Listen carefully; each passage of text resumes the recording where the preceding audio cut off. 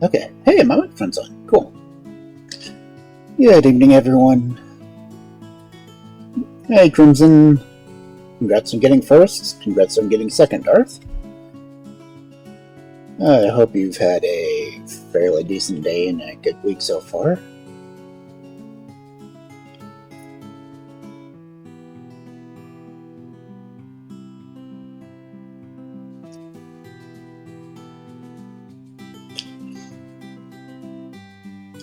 And as it shows, we are doing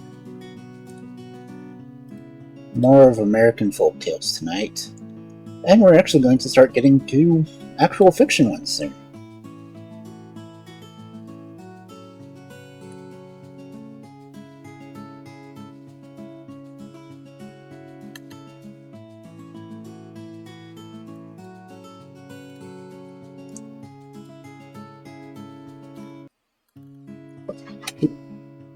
Where'd you go, music?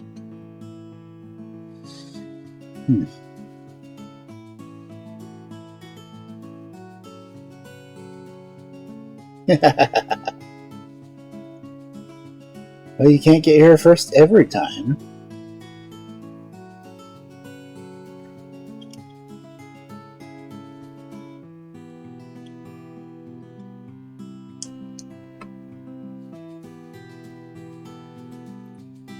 Ah, I love it. My browser's already wanting me to close it and reopen it.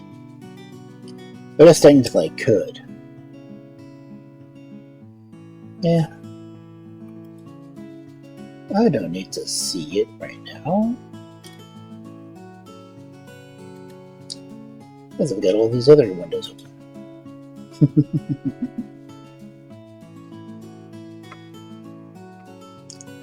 But yeah, we're actually going to get into the bigger stories tonight. You know, have people like Paul Bunyan actually show up. Pecos Bill, Paul Bunyan, we'll get into them. Still have one actual person to do tonight.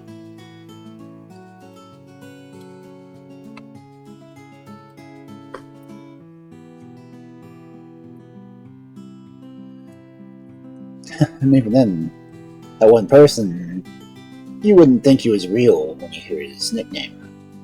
Or maybe you would. You never know. Especially when his nickname is Bigfoot. Or you can believe that Bigfoot was a Texas Ranger. Up to you. But it's only 9:04.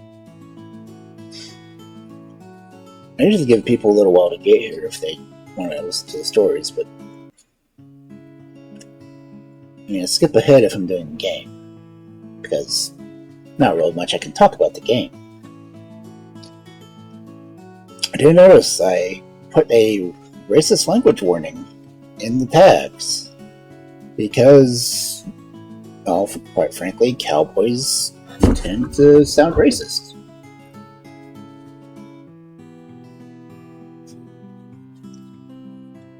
And, well, I'm not known for censoring stories. Unless I'm rewriting them, then I'll write a proper one. But still. Well, let's go ahead and switch over to the reading screen. I really need to find a page flip transition. And technically, I've found out how they make one, but I am too lazy to do it. I mean, I have a page flip in my actual video editor, I just don't have one for the stream. Of course, I've been playing with a lot of transitions on the editing. If you watch the VODs, or at least the edited ones, you'll see I've been playing around a lot.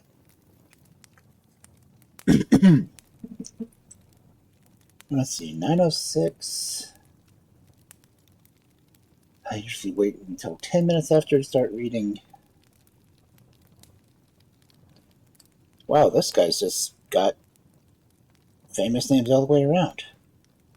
His Bigfoot's real name is apparently William Wallace, which would be, Braveheart. So, Bigfoot, Braveheart, whichever.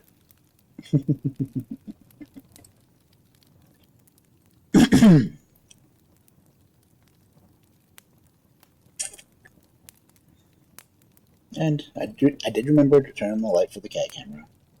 However, there is no cat. Maybe one will show up eventually. I need to rearrange things where the cat bed is. Maybe where the camera is, so I can get a wider view and maybe see more chances of cats.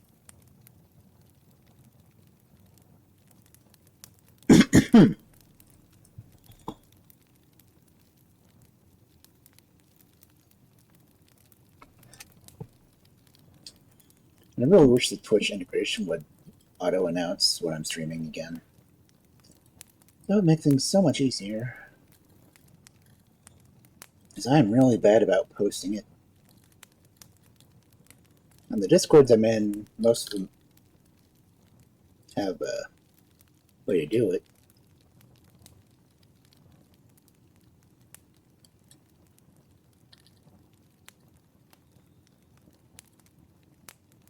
Yep. I'm even listed as, listed as Do Not Disturb, but it says I'm on, so yeah. It's only 9:08. I've often wondered about putting music under the reading backgrounds,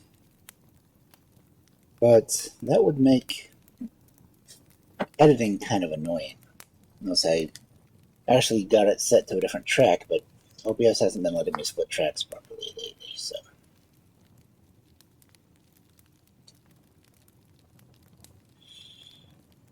Of course, I'm doing good to keep my computer running.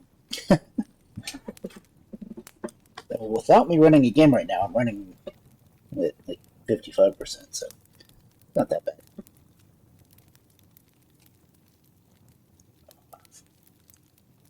What is that? I did not know I had ad blockers for Twitch. Oop. So apparently, Border Fox, which I changed over to since I was having problems with Chrome Reload today, has a built-in ad blocker. So if anyone wants to do that, I don't know how that'll affect the chat count or streamers or whatever. I know on Brave, you kind of get credit for watching ads, and I get credit for having ads in my stream, but oh well. I don't want to talk about fiscal responsibility because I am not fiscally responsible. But anyway, it is 9:10, so now we can get into the reading. And I said this is going to be interesting because of the nickname. And after we finish this particular person, we start getting into folk legends. And I believe the first one listed as Pecos Bill, so it'll be interesting. So, feel free to settle back, lurk if you wanna, and I'll start reading. The Adventures of Bigfoot Wallace. 1. Sketch of Wallace's life. William A. Wallace was born in Lexington, Rockbridge County, Virginia, in the year of 1816. He went to Texas in 1836, a few months after the Battle of San Jacinto, for the purpose, he says, of taking pay out of the Mexicans for the murder of his brother and his cousin, Major Wallace, both of whom fell at Fanny's massacre. He says he believes accounts with them are now about square. He landed first at Galveston, which consisted then of 6 groceries and an old stranded hulk of a steamboat, used as a hotel, and for a berth in which he paid at the rate of $3 per day. From Galveston, Wallace went on to LaGrange, then a frontier village, where he resided until the spring of 1839, when he moved to Austin, just before the seat of government was established at that place. He remained at Austin until the spring of 1840, when, finding that the country was settling up around too fast to suit his notions, he went over to San Antonio, where he resided until he entered the service. He was at the Battle of Salado in the fall of 1842, when General Wall came in and captured San Antonio. He began to fight around 11 o'clock in the day and lasted until night. General Wall had 1,400 men, and the Texans 197, under Caldwell, commonly known as Old Paint. Between 80 and 100 Mexicans were killed, while the Texans only lost one man, Chet. 40 men, however, from LaGrange under Captain Dawson, who were endeavoring to form a junction with them, were surrounded and captured by the Mexicans, who massacred them all as soon as they had surrendered their arms. In the fall of 1842, he volunteered in the Meyer expedition, an account of which appears in this volume. After his return from Mexico, he joined Colonel Jack Hayes' ranging company, and the first ever regularly enlisted the service of the Old Republic, and was with it for many of those desperate encounters with Comanches and other Indians, in which Hayes, Walker, McCulloch, and Chevalier gained their reputations as successful Indian fighters. When the Mexican War broke out in 1846, Wallace joined Colonel Hayes's regiment of mounted volunteers, and was with it at the storming of Monterey, where he says he took a full toll out of the Mexicans for killing his brother and cousin at Goliad in 1836. After the Mexican War ended, he had command of the raging army for some time, and did a good service in protecting the frontiers of the states with the incursions from the savages. From excursions. I'm just messing up now. From the incursions of the savages. Subsequently, he had charge of the mail from San Antonio to El Paso, and though often waylaid and attacked by the Indians, he always brought it through in safely. 2. How Bigfoot Wallace got his name. It was while we were prisoners in the city of Mexico that I acquired the name Bigfoot, which was struck to me like Texas with mud ever since. It happened in this way. Some of the foreign residents of the city, observing that they were almost in shoeless condition, made up a contribution among themselves for a sufficient sum to purchase a pair of shoes for each of us. Everyone was fitted with a suitable pair, except myself. But I searched in vain every shop and tienda in the city, for even a pair of number 11s or 12s fit me the best, and finally I had no alternative left but to buy the leather and have a pair cut up on purpose for me to Zapaterio, or go barefooted. Mexicans are generally small people compared with Americans, and their feet are still smaller in proportion. Consequently, they were much astonished at the size of mine, and from that time forward, as long as I remained in the city, I was known among them as Bigfoot. I flatter myself, however, that my foot is not a very large one, taking into consideration the fact that I am just 6 feet 2 inches in height and weigh upward of 200 pounds net. But even if it were otherwise, there is nothing dishonorable in the appellation, and I would rather be called Bigfoot Wallace than Lion Wallace or Thieving Wallace. Such handles to my name would not be agreeable. This guy only wears a size 12. My feet are the same guy's size. Anyway. 3. How he started on his journey. Welcome in, Salty. Thank you for the link. Wallace hears from Virginia, civilized compared to the uncivilized life. He determines to take a trip to the old states, lays in a civilized wardrobe. An old friend finds him disguised in his new clothes and starts on his journey. Some years after the Mexican War, a stranger stopped at my ranch one night and gave me a letter which he said the postmaster at San Antonio had requested him to deliver. I opened it and found that it was one of my relatives in Virginia, advising me to come there at once, as my presence was necessary in the division of an estate of which I was one of the heirs.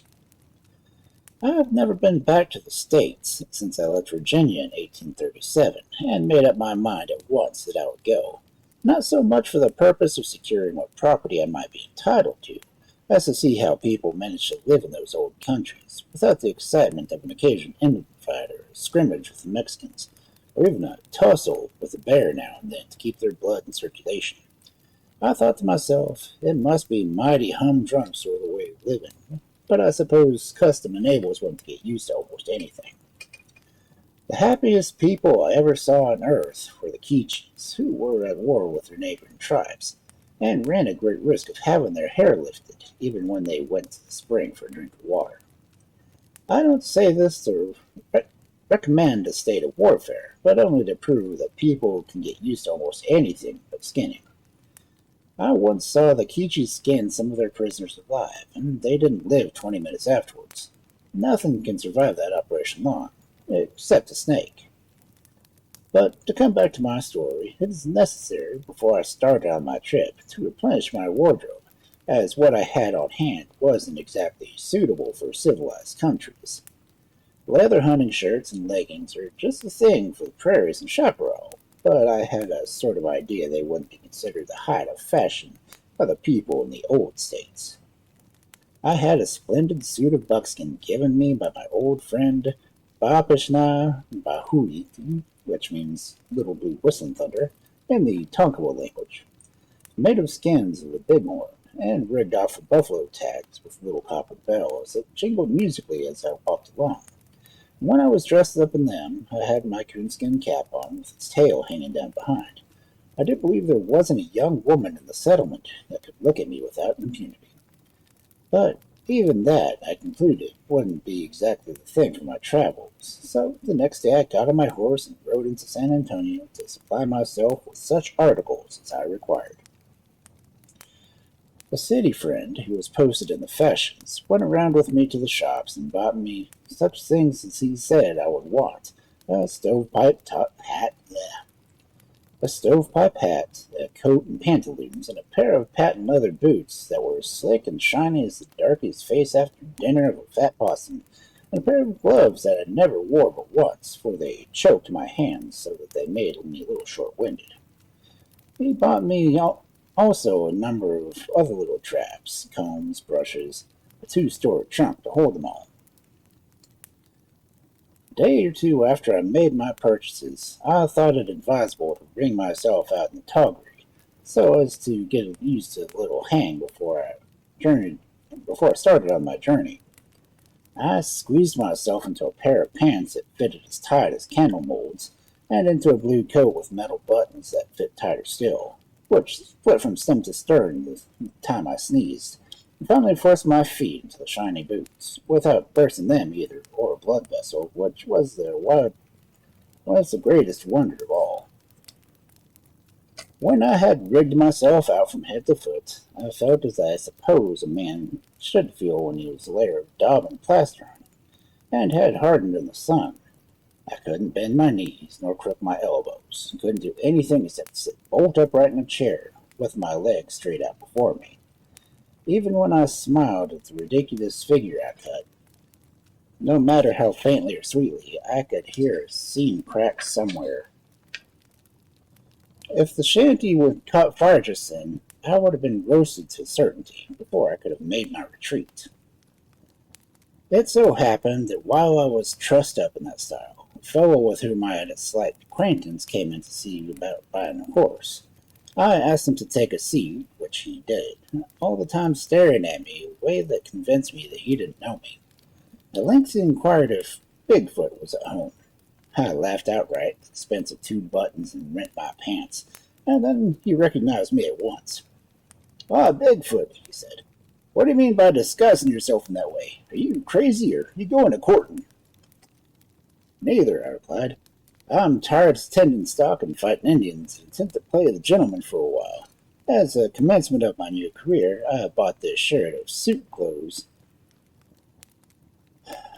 I have bought this suit of store clothes on tick, which I am trying to see how I am feeling in.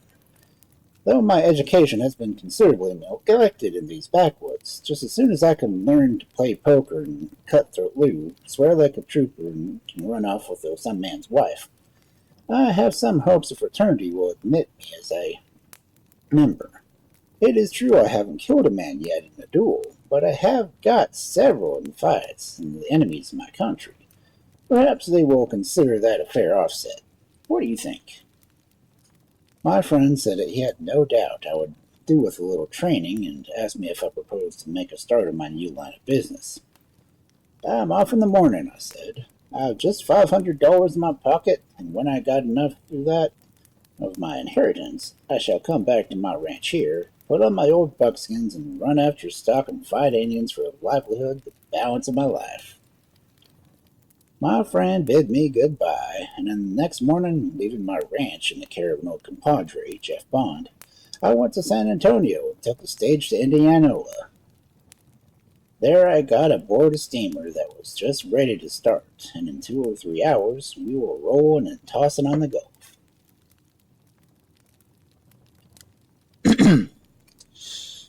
His friend didn't have him try on the clothes, apparently.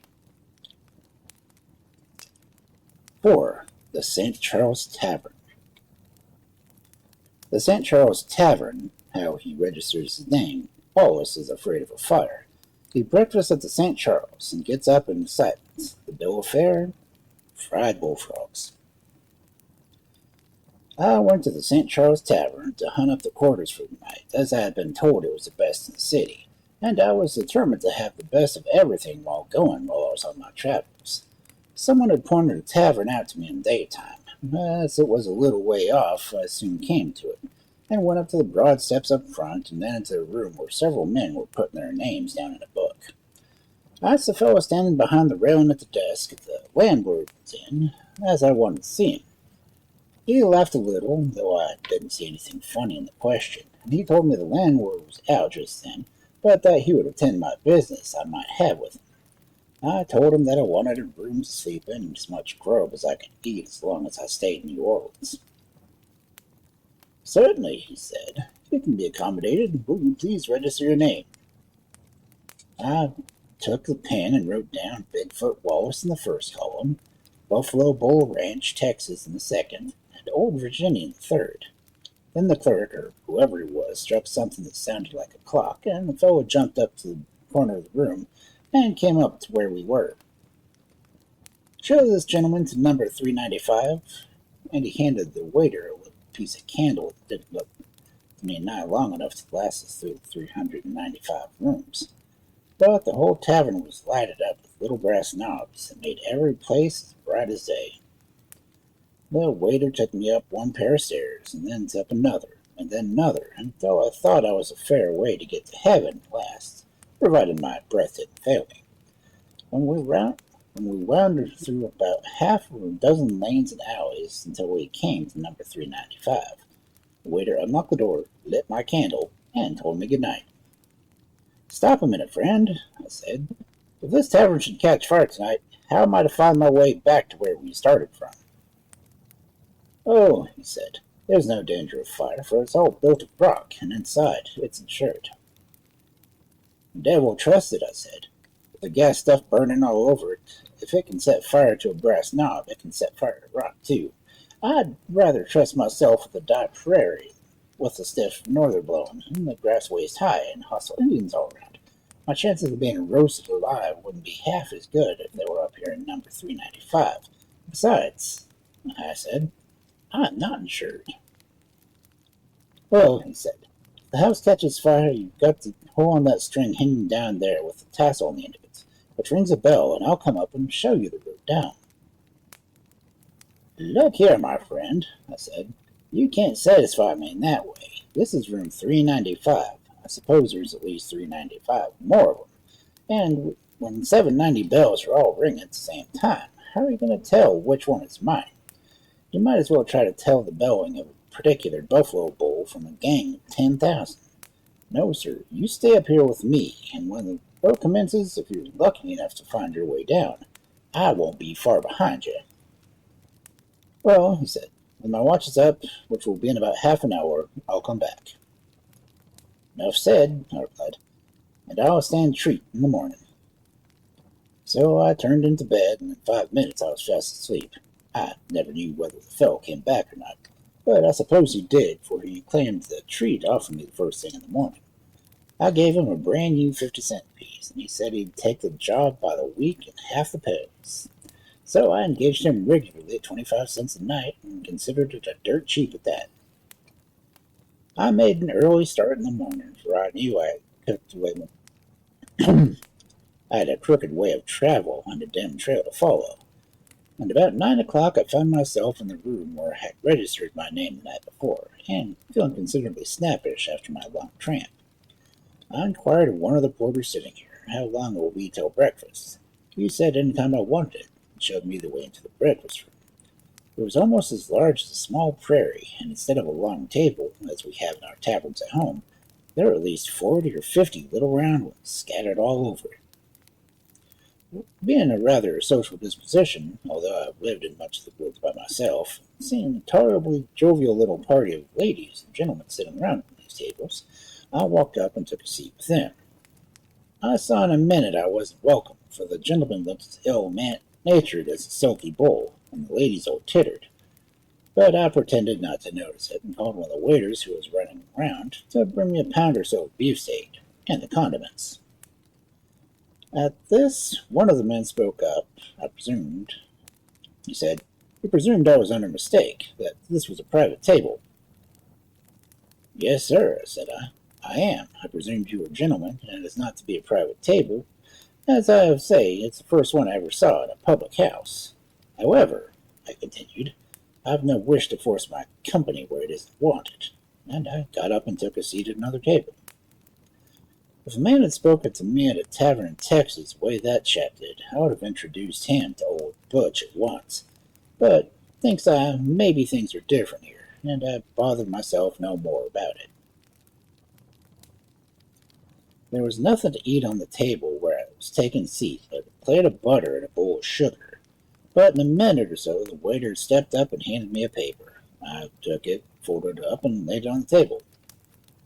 My friend, says I'm remarkable hungry just now, and I read that after I get something to eat, if you would say anything special in it. After a little while he says, What do you have for breakfast, sir?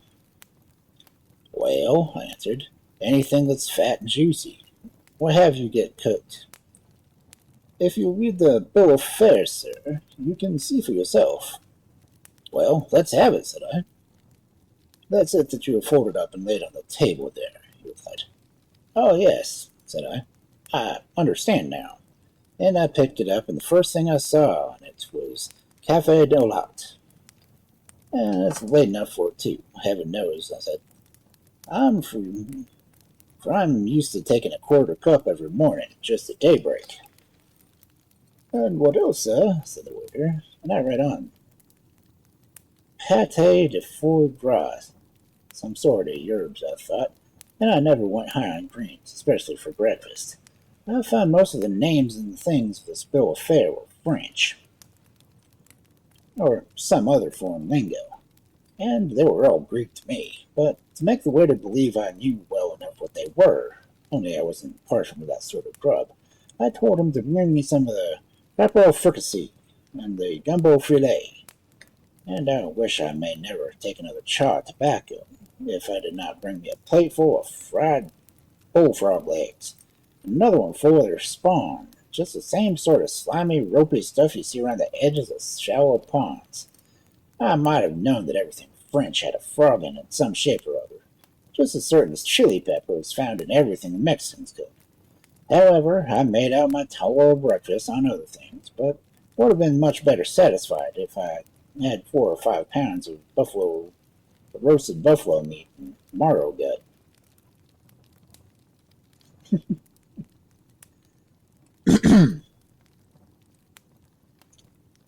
5. The Quadron Ball. Wallace meets with an adventurer, goes to a quadroon ball, and teaches them the stampede. Wallace takes a white lion and pays for it, as his fortune told, and what followed. After breakfast, I loaded my pipe and took a seat on the porch front with my legs hoisted up on iron railings, and while I was sitting there puffing away as comfortable as an old sow in a mud hole on a hot day, a young woman came along on the opposite side of the street and stopped a while to look at some pictures in a window. Presently, she looked up and beckoned me to come to her. I couldn't believe my eyes at first, but she kept on motioning her hand to me until I knew there was no mistake about it. I thought maybe she takes me for some acquaintance of hers, and I'll go down and let her know she's on the wrong trail, just to see how foolish she will look when she finds out she's been making so familiar with a stranger.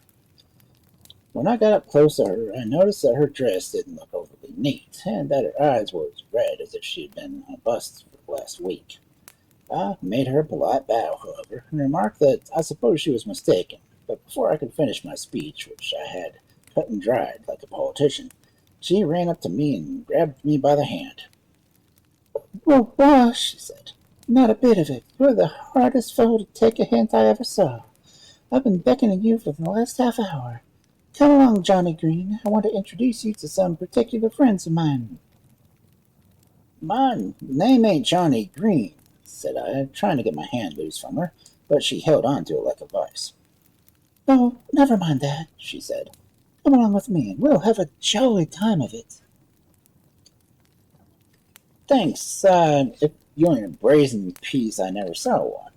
For all the time she was talking, she kept dragging me on, although we were half a dozen fellows on the stoop of the tavern, killing themselves laughing at us. This made me desperate, and I jerked my hand away by main force, though I hated to serve anything like a woman in such a rough way. "Won't you go?" she said.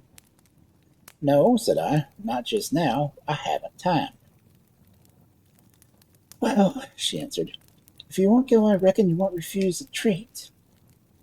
"Certainly not," said I. "What do you take, lemonade or an ice cream?" "To the old boy," she said, "with your lemonades and ice creams. I'll take a glass of brandy with a little schnapps in it." "There," said I, and I threw her a slick quarter. "That'll buy you one." And I turned on my heel and made tracks for the tavern as fast as I could. Jiminy, what a cussing she gave me as I went. I thought I heard the rangers on the frontiers of Texas make use of pretty hard language, but they can't hold a candle to that young woman. The farther I went, the louder she cussed, and I never got out of hearing her until I found my way at last up to 395, where I bolted myself in and never came out till dinner time. After supper, I fixed up a little, slicked down my hair, did about a pint of bear's grease, some of my own killing, and went off to a quadroon ball in the French part of the city, for I was determined to see a little bit of everything going. Just as I entered the door of the house where the ball was given, a man stopped me and told me I would have to be searched before I could enter. "For what?" said I. "Anything been stolen about here?" "No," said he, "but if you've got any weapons on you, you must give them up to me before you can go in, and I will be responsible for them." "Well," said I, "truth is, I'm partially healed." And I handed him out a pair of derringers and old Butch. "I don't care much about the derringers," said I, "but take care of old Butch, for I have a sort of affection for him, on account of the many scrapes he's helped me out of, and the amount of hair I've lifted off the heads of Indians with it." The doorkeeper looked at me, then at old Butch, as if he didn't know what to make of either of us exactly. But he took the weapons and told me I could have them when I left, and he said, "If you have any money about you on your account, you had better leave it with me, else you mayn't be able to put your hand in it where you want it." "I have only a few Mexican dollars in my pocket," I answered, "and if anybody can get them, they're welcome to it." "Very well," he said, "you can go in." So I went up a pair of stairs and into a long room filled with people, lighted up as bright as a prairie on fire with gas knobs. Most everybody had masks on, so you couldn't tell who they were, but that made no difference to me. Of course, they were all strangers to me. There were 2 and 3 sets and 4 dancing, besides a great many little squads scattered about, laughing and talking and making fun of themselves and everybody else. I sauntered about among them for some time, and amusing myself with looking on them as well as I could. I had begun to get rather tired of the concern, and I had no one to dance with, when a genteel-looking chap with a parrot-bill mask came up to me and said he presumed I was a stranger in the city. I told him that he had hit the nail on the head exactly. "And how do you like a little fandango?" he asked. "Oh, very well," I said. "But I see you haven't yet introduced the Texas national dance, the Stampede." "Oh," he said, "we've never heard of it before. Wouldn't you be so kind as to describe it to me, and I'll introduce it immediately. We are very much in want of something new just now." "Of course," said I, "if you wish me. The Stampede is danced in this way. The ladies range themselves on one side of the room and the gentlemen on the other. When one of the gentlemen neighs, and if the lady whinnies an answer, they both step forward and become partners for the dance. If the gentleman is very homely, and after neighing 3 times no lady should answer, he steps out of the ring and hopes for better luck next time. When all the cops are paired up in this way, the manager calls up, 'Gallopade all,' and all lope around the room briskly 3 or 4 times. Then the gentlemen curvet to their partners, and the ladies coquettishly back their ears and kick up the gentlemen. Then the ladies canter up to the gentlemen, who rear and plunge for a while, and then seize the ladies' hands, and pace gracefully a huff in couples around the room. First couple will then wheel and go off to 240 lick, second couple ditto, and so on till the race becomes general. When the manager calls out, 'Whoa!' everybody comes to a sudden halt.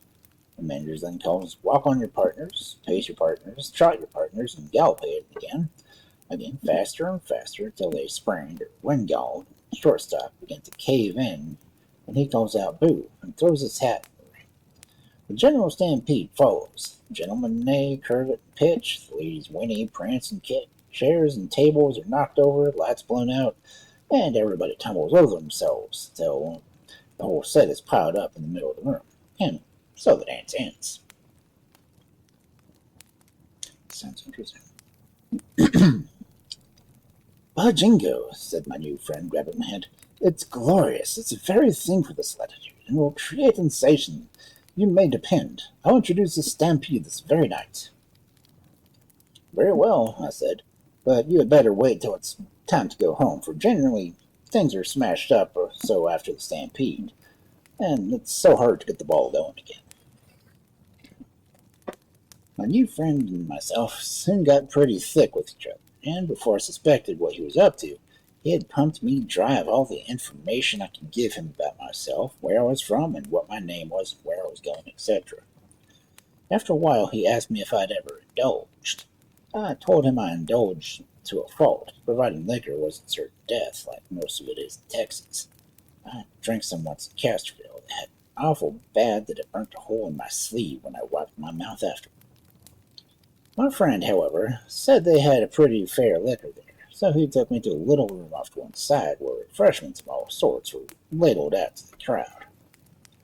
"What do you take?" asked my new friend. "Well, I don't care," I said. "I'm not particular, so I ain't a stranger in anything more than fourth group brandy."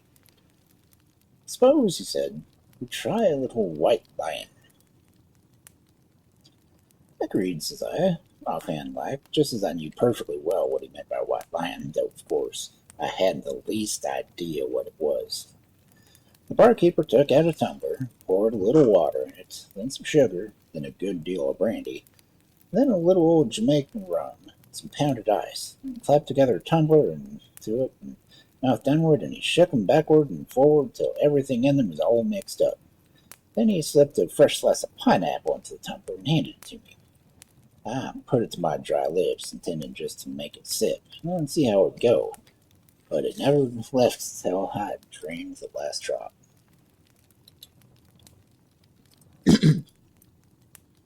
Yeah, so just clip that recipe. White wine. So, water, sugar, brandy, rum, and ice. and a slice of fresh pineapple. Okay. So, shaken?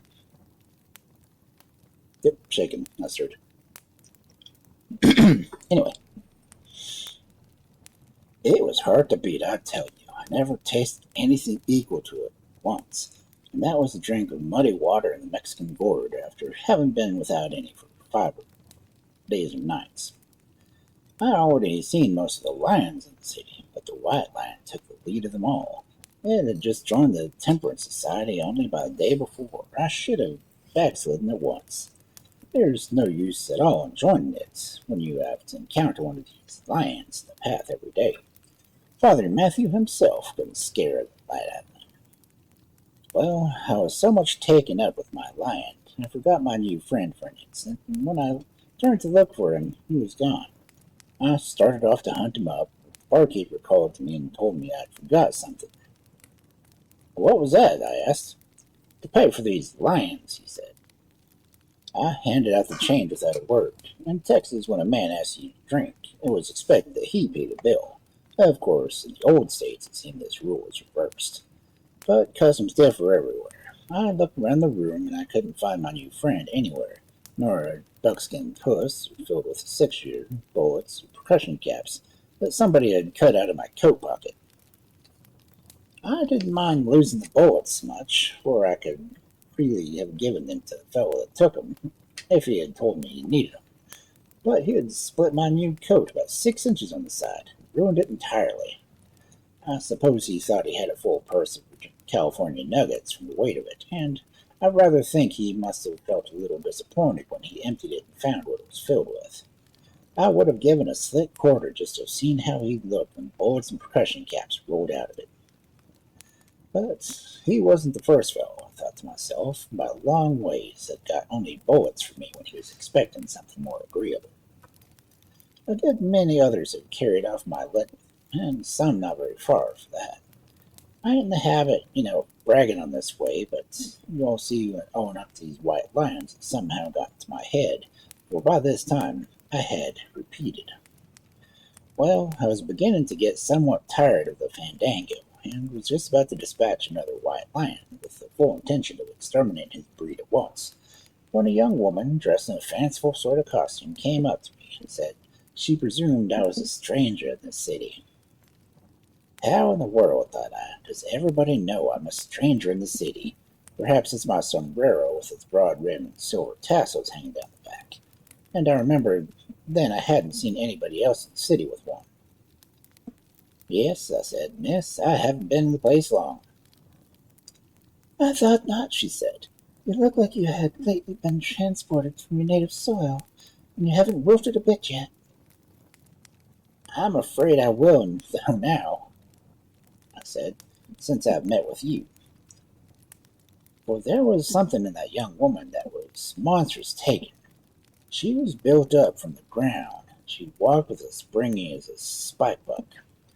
Her foot wasn't longer than my thumb. The prettiest sort of pigtail curls hung down around her neck. Cross my hand, she said, folding out her little paw about the size of a possum's with a flesh-colored glove on it, and I'll tell your fortune. My dear, said I, for by this time I wasn't afraid of anything but the lions had made me so bold. I don't care about having my fortune told, but I'll give you a $2.50 gold piece if you'll take that mask off and let me have a peep at that pretty face of yours. Agreed, she answered. But I must tell you your fortune first, anyhow, just to convince you that I understand my trade. Hold out your hand. And I poked out a paw that will span the head of a flour barrel with ease and elegance. She took it in both of hers and examined closely for some time. You are from Texas, she said, and followed a wrinkle on my hand with little soft fingers till my blood tingled all the way up my elbow. That line runs straight back to that state. You are a witch, sure enough. You are not married, said she, but you will be before long, that line. Following another of my fingers that ran up the bottom of my thumb, which is all the way to Cupid's dominions. Right again, said I. I see you understand your trade. Sure enough. And this line, she went on, tracing another from the middle of my hand until it sprangled outwards to my fingers, shows you've roamed a great deal in the prairies and backwoods of Texas. You've been a great hunter, and no doubt have taken the scalps from the heads of many of an aborigine. No, said I. I haven't had any of those varmints in Texas, but I've lifted the hair from the head of many an Indian. And if I only had old Butch here, I'd show you the little instrument I did it with. The old good fellow downstairs has got it. But how in the world did you find out all this? Are you a witch to certainty? Of course I am, she answered. Therefore I can easily tell you that you are now on your way to Old Virginia. That'll do, said I.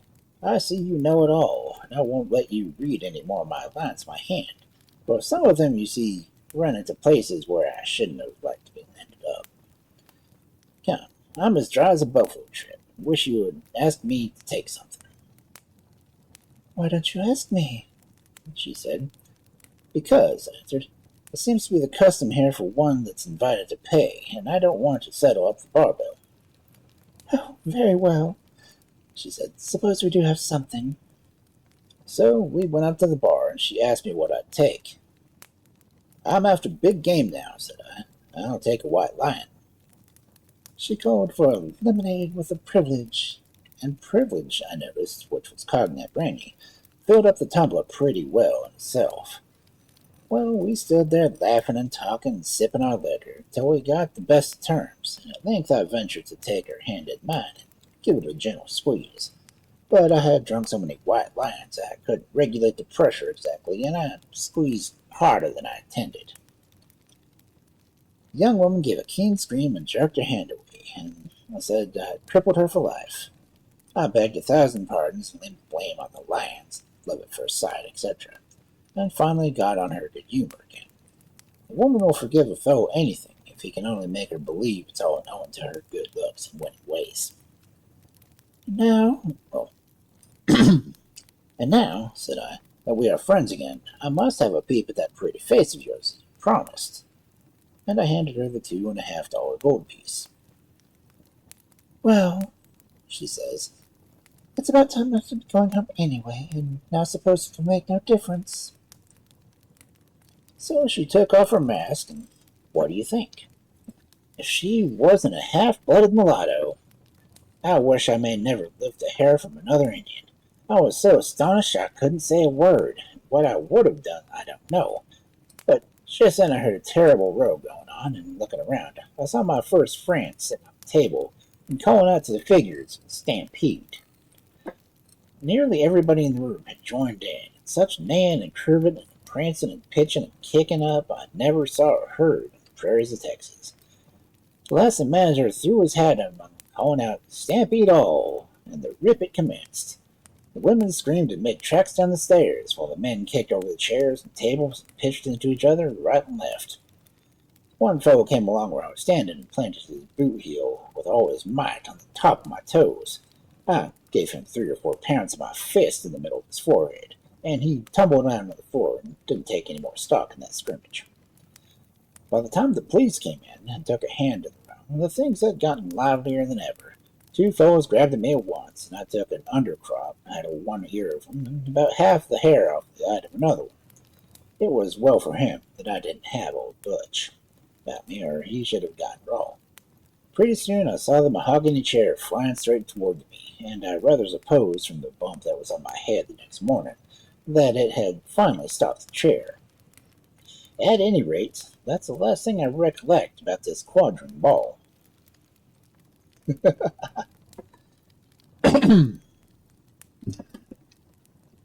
Sounds more like was he in New Orleans for this? Because that sounds like it would definitely be New Orleans.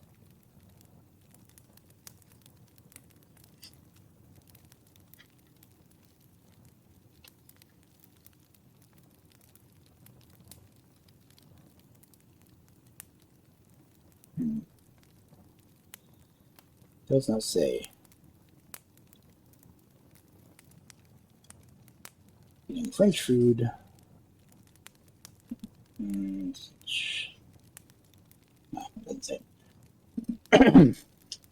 But anyway, we've got ads coming up.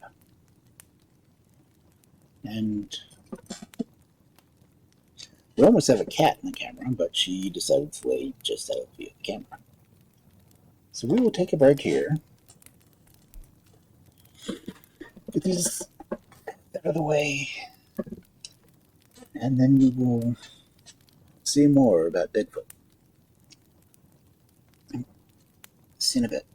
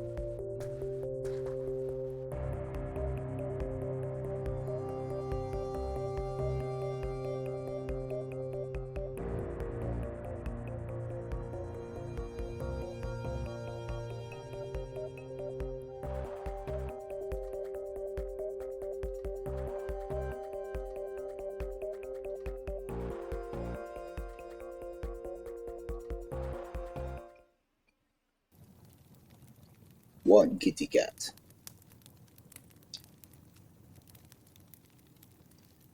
And my switchboard is slow. So, so let's see, that last tail. No, not even a tail. No, kind of his story, so it's tail.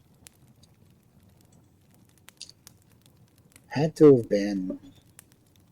Has to have been in New Orleans, because that is way to New Orleans, and he clearly wasn't back in Virginia yet, otherwise she would have settled Virginia. And I'm pretty sure she was working with the other guy. who more than likely was the cut purse. Because, get someone drunk, steal. Get someone drunk, read their fortune, make them believe in everything. Ouch. But honestly, she was probably downright beautiful, even with a mask off. Anyway, continuing with Bigfoot. 6. His opinion of farming. Wallace gives Jack Del Bell his opinion of farming. Uncle Josh leads you as sensible people. Wallace makes his arrangements for a crop. He and Kichai try plowing, both disgusted. Queer dusk melon, ruined by the drought. How Wallace was cheated out of his roasting years. Living on watermelons and Bordeaux. Wallace's future prospects and conclusion. I guess that's just a summary section.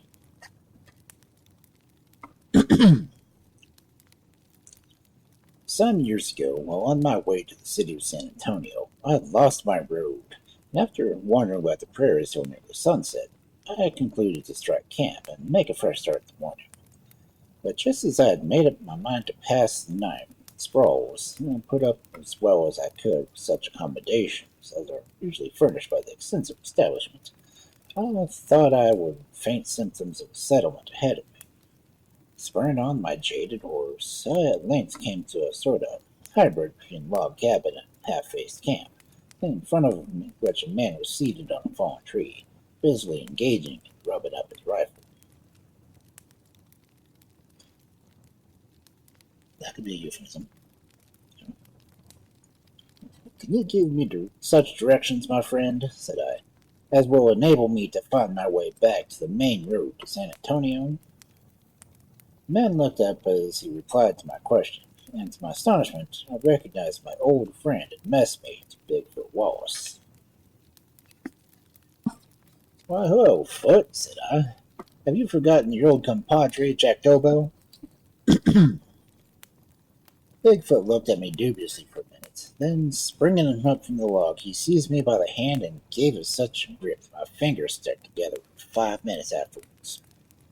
Get down, Dobell, he said. Rest your face and hands. You must stay with me all night. In the morning, I will pilot you out of the road myself. That's a fact, though, continued Bigfoot, looking ruefully around at the apparently scant accommodation afforded by his ranch. That's a fact, though. I haven't much to offer you. Crops have failed entirely, and there's pretty smart of good grass in that hollow you'll be under for your nag. And my partner, Jackson, was lucky enough to kill a fat buck today. So get down at once. I have a heap to tell you about what happened to me since we last met, and particularly about a scurvy trick my partner, Chip Jackson there, pointing to a remarkably homely individual who was busily engaging a pair of peeling the hide of the forsaken buck, played upon me about a month ago. Without further parley, I dismounted my horse, and under Bigfoot's guidance proceeded to stake him out in a snug little valley where the mesquite grass grew rank and luxuriantly. You needn't be afraid to stake him so far from camp. There's no Indians around here now, said Bigfoot with a melancholy expression of countenance, as if he was heartily sick of these piping times of peace, and longed to see once more the stirring scenes of bygone days. I do believe there hasn't been an Indian 10 miles to this place for the past 12 months. Why, you don't tell me, Bigfoot, I said, that you have been all that time without a single scrimmage with Mexicans or Indians. Yes, he said, with the exception of a little tussle I had with the Tonks about 6 months ago in Llano. I haven't seen a row since I drove my Megs down to the settlement. No wonder neither, for the people are piling in as thick as pig tracks around a corn crib door, and they have fenced up the prairies in such a way that the Indians won't venture in, for fear of being hammed up. And I only knew where these people came from, I would go there right off, for there can't be one left behind, and a foe would be scratched to death. And here he is now. Of all the things in the world, I hate being fenced up. I want plenty of elbow room, plenty of outlet. Out here you can't travel half a dozen miles in any direction without being headed off by somebody's fence. On our return to the ranch, we took a seat on the log which answered Bigfoot to the place of a sofa, and he said to me, "Well, in the first place, I suppose you would like to know how I came to settle here and take up with business of farming. See, after the Mexican War had ended, and that chap with the gold epaulets on his shoulders and the chicken fixings on his coat sleeves had mustered us out of service and paid us off. Jackson and I concluded, as we had saved up a smart pile of money between us, that we would try our hands at ranching. Neither of us knew anything about it, but we thought it would be plain sailing enough, as things appeared to grow in this country pretty much out of their own accord anyhow, overly requiring a great deal of hard work, and neither of us were overly fond. So we bought 200 acres of land here from Uncle Josh, and by the same token he made us pay a swagger price for it, 25 cents an acre, half cash down. You know Uncle Josh, don't you? There never was a better-hearted fellow in the world, and he has one little failing. Whenever he can get somewhere there's some liquor, either liquor gives out or he gets engine drunk. Sir, one or the other. I have taken him out of the chaparral and talked him with tears as big as glass marbles about his carrying on that way. But all I can ever get out of him is that's knowing the high price of putty, which is, he says, is half a cent on ton, and just as he laid it sold out. But as I was telling you, after Jackson and I bought this place of land from Uncle Josh, the first thing we did was to build this shanty fence, not the truck patch you see yonder. Long before we got through the job, I tell you it had taken perfect disgust for farming. To sit here comfortably on this log and to look at the little shanty the little shanty and the truck patch alongside it, you would think them a mere circumstance. In fact, they don't make a very imposing show in the way of improvements. But just you try your hand in riving a few hundred boards out of those knotty post oaks, and split them just well crossways and lengthways. And if you don't lather a few, and cut a few more, then I'm mistaken. And if that doesn't satisfy you, just pitch into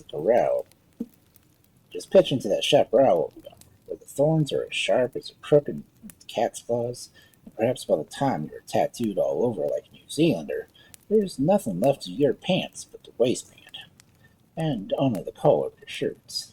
You will come out to the same conclusion I have. Farming ain't quite the pleasant of business as following an Indian trail on an easy-going horse, with a fair prospect of overtaking the women and children.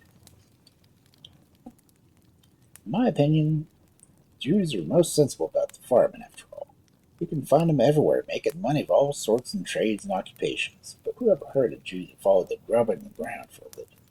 Even in the time of Moses, they went scouting around the country for 40 years, living on manna and grasshoppers, just for an excuse to keep from building shanties and hoeing corn. They are shrewd, smart people, and I'd join them once, only I'm opposed to their earmarks, and I don't like being circumcised and hammed up, as I told you. Besides, I won't give it out to old Ned, of which I'm remarkably fond. Take my advice, Tobel, and never do try a farming unless you have half a dozen darkies and a small trash gang to clear away the roughness. Wow. Anyway. Well, as I was saying, after we'd worked and fussed around here for more than a month, I got the shanty built and the ground fenced. Went to the town and bought a plow, shovel, spades, hoes, and all sorts of farming ammunition, and to have everything ready when the planting season came around. I went to a drugstore and bought all kinds of seeds done up in little brown paper parcels, for I think maybe farming is a little like shooting ducks with a mixed shot. If a number 4 don't hit him in the body, perhaps a number 7 will take him in the head. If parsnips don't do it, maybe beets will. I didn't forget muskmelons, watermelons, for I'm powerfully fond of them. And, well, as I didn't, I'll tell you before I'm done. The first thing I did when I got back from town was to hitch my old saddle horse, old Kitchite, into the plow. And if I ever saw a shame-faced brute, he was one. He looked as though he had got down in the lowest notch at last. He was so cowed he went off and quiet a lamp, never cut up for shine.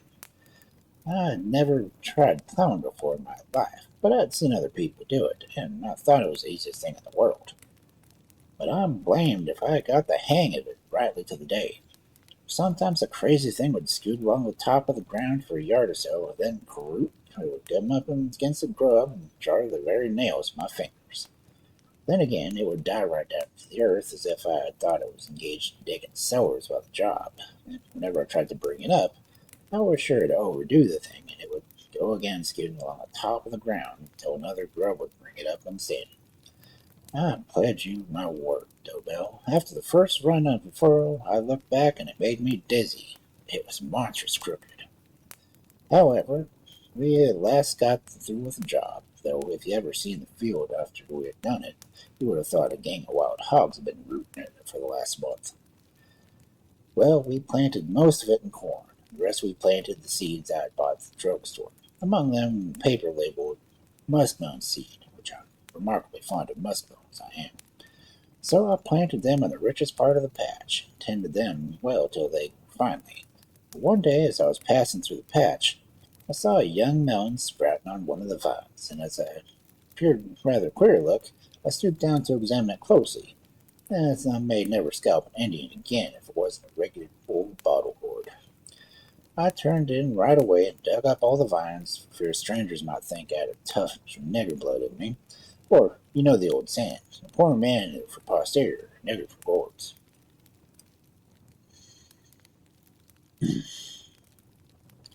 Well, everything grew off splendidly for a spell, and the corn seemed to do as well as crooked furrows as if they'd been straight. But after a while, the drought set in, and the drier it got, the more the corn turned yellow, till at last it wilted right up. I tried my best to make it rain, but it was all no use. Sometimes the frogs broke powerfully in the slash over yonder, but it never rained for all that. And at last the slash went dry, and the frogs would have died if it hadn't been turned to highland toads.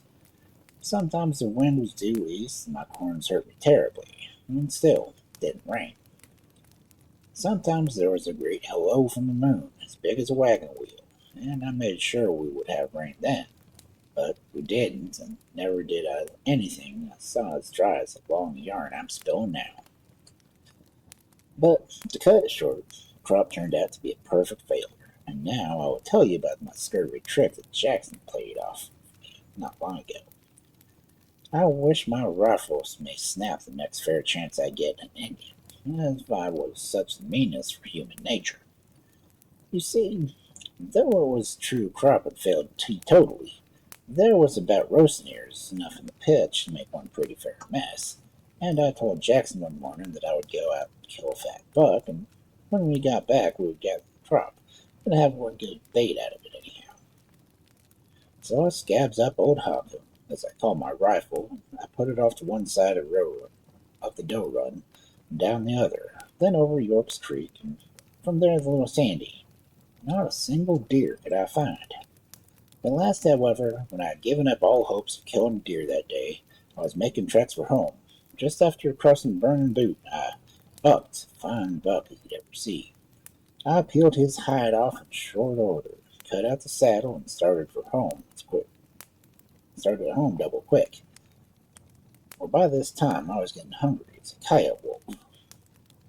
When I got in about 200 yards from camp, I smelt fried corn. I mistrusted something was immediately wrong. And sure enough, when I walked to the ranch, here's that old rascal Jackson shoveling the last grain from the skillet down his throat. He had taken advantage of my absence to gather and eat up the whole crop we had been working 4 or 5 months to make. He hadn't left a nubbin as big as my thumb in the field, and consequently, all my share of the crop was in one smell of fried corn. I suppose I shouldn't have got that much if I hadn't happened to have a wind of Jackson as I came up. Well, from this time on, things got worse and worse. The potatoes took the dry rot, and who could blame them as a drop of rain hadn't fallen in 3 months. And everything else we had planted wilted right up, except the watermelons. They did finely, I suppose because they carry their own water along with them, and of course are independent of the weather. By this time, what with buying plows and hoes and other implements, our money gave out entirely, and we were compelled to live on watermelons, and now and then a dish of poor dough, which, as you know, is a much stronger diet than watermelons. I admit that watermelons are first rate in their way, but when a fellow has nothing but watermelons for breakfast, watermelons for dinner, watermelons for supper, he fairly hates the sight of one for a while. I pledge my word, Dobell. After that, I lived for a week or so on him. I could hear the water chug in me whenever I stubbed my toe as I walked along. And then there were such unsatisfying and inconvenient diets. In 15 minutes, I was eating, well, that would weigh 20 pounds, and I was just as hungry as ever. Once there came along some travelers here who wanted dinner, and I tell you, Dobell, I have never felt so mean in my life at the time Paul Jenkins said, "No sirree, horsefly, Bob," to a question I asked her. And as I did, I took the travelers out to the patch and given them a butcher knife apiece and told them to pitch in, as their dinner was before them. However, I see Jackson has got the steaks ready for supper, and I drop a chunk. Dobell, and take a bite. Now, Dobell, he continued, as he helped a tin platter, about a pound of juicy steak, I'd rather be that old chunk you're sitting on, sailing forever round as a dead 80, and live here as I've done the last 6 months. Well, Bigfoot, said I, if you're going to give up farming, where will you go at? There won't be any more rangers wanted, you know, because the government has settled all the Indians upon their reserves, where they are learning to farm and eat fat beef in place of horse meat. Yes, said Bigfoot, with a melancholy shake of the head. Oh, that is very true. I know, and I hear Indians take to it kindly. Leastways, the beef. However, Jackson tells me there's a couple of gals moved into the settlement down here that are as rich as cow yards, and we have concluded to sleek up a bit and hunt stock a while in that neighborhood. I think I shall stand a pretty good chance with one of them. Jackson here, he is so uncommonly ugly. That gal was dying of some sort of sickness that could only be cured by marrying. I'm doubtful if he has to offer himself, if she would rather kick the bucket than him, too. Well, look at them teeth, you know, how they stick out in front, just as if they'd been made out on purpose to eat pumpkins through a fence. Bigfoot, I said, if you should accidentally fall in the gal's speculation, what will you do then? That is what I call a poser, he said. But there's one thing you may depend on. Just as soon as I hear of a Comanche starving to death for want of a horse to eat, I'll try farming again, but not before. Jackson, bring out that bottle board. There's a little wake robin left in it, and I've talked till I'm as dry as a buffalo chip.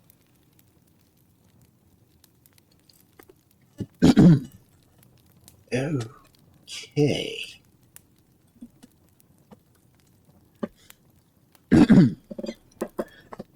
When I put the racist language warning, I didn't think it would be quite that bad.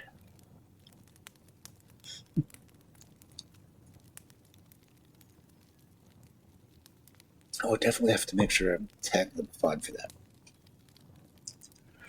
The cat is asleep. She's a cute little fluff. So that was Bigfoot Wallace. And there's a gasoline chat if anyone needs to catch a ghost.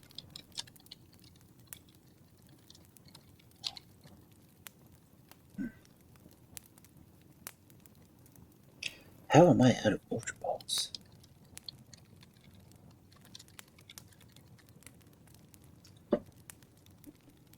Really? I buy them like 20 at a time.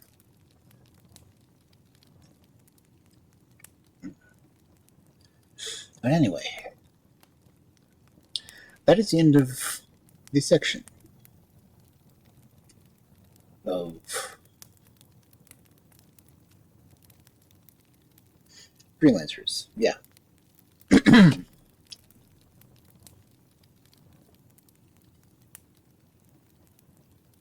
next section is what people actually think about when they think of American folklore.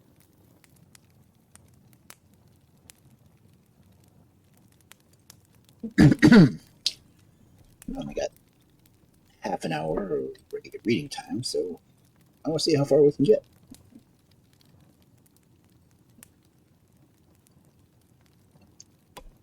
If I can stop coughing.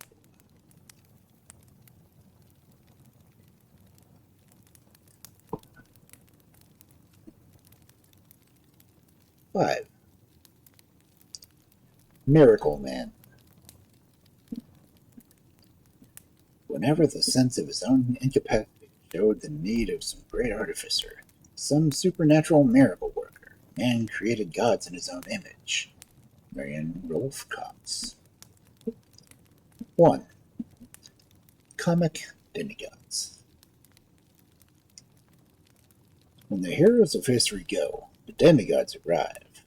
As a ring-tailed boar in this comic version of frontiersmen who wrestle single-handed with the wilderness, so our tinkering demigods are the comic culture heroes of the industrial civilization who account for its wonders. The miracles are also the pranks of trickster heroes, whose huge laughs provide much of the same sort of comic relief as our comic strips. As mythical heroes have been exaggerations, says Max Eastman, but they have been serious ones. America came too late for that, and the natively American thing, not that her primitive humor is exaggerated, but that her primitive exaggerations are humorous. A typical American demigod is Pecos Bill, the culture hero of the cowboy, who is said to have invented most of the things connected with the cow business. At the same time, his affinity with the wild men of the West is attested by his title, the King Killer of Bad Men. His toughness is of the kind that is the boast of the pseudo-badmen. He cut his teeth with a bowie knife, and his earliest playfellows were the bears and catamounts of East Texas. In the Davy Crockett tradition are his fights with 2 grizzly bears, which he hugged to death, with a rattlesnake, which he used as a lariat to spin the Gila monsters, and with a mountain lion, with which he hollered for mercy till he let Wild Bill ride him 100 feet a jump, quirting him down the flank with a rattlesnake. He is the boasting cowboy par excellence, and is a cyclone variant of the theme of the horse that couldn't be ridden and the cowboy that couldn't be thrown is only a little less poetic than Badger Clark's high chin Bob version. In Letter's poem The Glory Trail, also recorded from tradition by John A. Lomax, Bob ropes a mountain lion, and since neither would or could let go, they continued together through entirety, the ghost rider on the ghost horse leading ghost lion in a noose.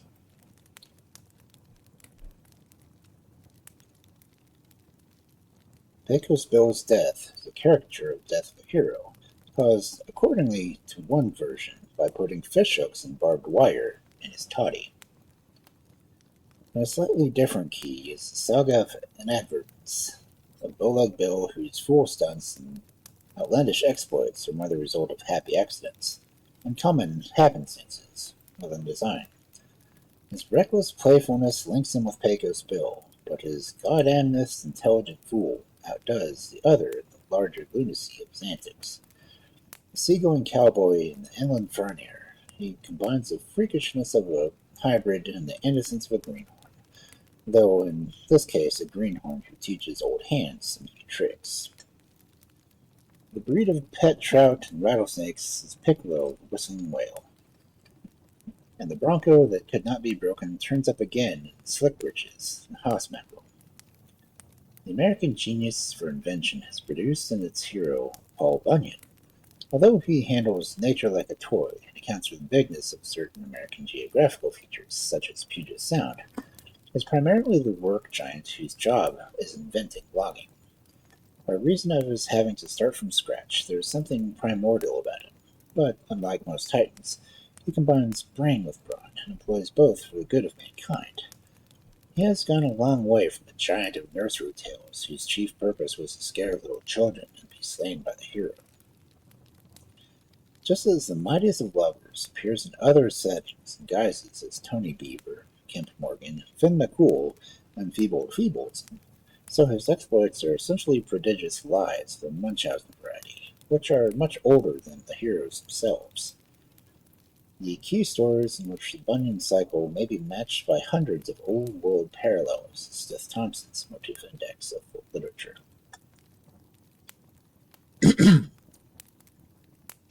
Stith Thompson's motif index of folk literature is on my throne list.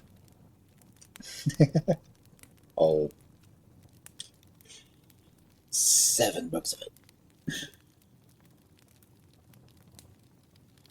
Tales of Paul Bunyan type originated as separate anecdotes or gags exchanged in competitive bragging or lying contests involving cells or the pranking of greenhorns.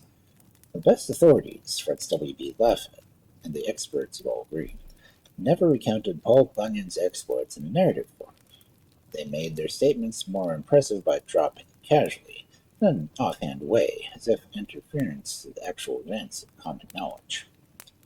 Such remarks often began with the phrase reminiscence or wonder. Time I was with Paul up in Big Onion Country. That happened the year I went up to Paul Bunyan. Did you ever hear the Paul Bunyan? James Stephen traces the mythical Paul Bunyan to a French-Canadian logger named Paul Bunyan, who won a reputation as a prodigious fighter in the Papineau Rebellion against the Queen in 1837, and later became famous as the boss of a logging camp. He fight like hell and work like hell and pack like hell. But whatever his historical origins, if any, Paul Bunyan, the Superman in a world of super gadgets, become an American symbol of bigness and proverbial character on which the tack of extravagant anecdote. Although the tradition has spread to many other occupations, oil fields, wheat fields, construction jobs, Paul Bunyan tales are told popularly outside the industry more than within it, and depend for their effect upon pure exaggeration rather than upon occupational coloring. The first appearance of Paul Bunyan in print seems to have been an advertising man's idea. In 1914, the Red River Lumber Company issued a booklet of tales, which has since gone through 12 editions, gradually incorporating more and more advertising matter along with the original stories. Today, Paul Bunyan is the company's trademark and stands for the quality and service you have the right to expect from Paul Bunyan. The author and illustrator of these booklets, W. B. Lafayette, who claims to have invented many of the names and characters, and who is given credit for initiating the preservation of the Paul Bunyan stories, has never made it clear whether Paul Bunyan dreamed up the lumber business or vice versa. In 1914 also appeared Douglas Malcolm's poem, The Round River Drive, published in the American Lumberman, to be followed in 1916 by the first scholarly investigation of the legends by K. Bernice Stewart and Homer A. Watt in 1919, by the first continuous narrative of Ida Virginia Turney, and in 1924 by Esther Shepherd's volume. In the same year, James Stephens began to publish his dressed-up version for readers who do not like their folklore raw. How much of Paul Bunyan is folklore, and how much of it is literature is still an open question. But in the absence of authentic oral versions, scholars give credence to the view that he is, if not actually a hoax, at least a product of downward transmission. Paul Bunyan has been the inspiration of other demigods who are probable inventions, such as Tony Beaver, the West Virginia lumberjack hero of Bob Eel River, 1928, by Margaret Prescott Montague, and Phoebe Feverson, the Plains hero, on the origins of the letter Paul R. Breathrights. I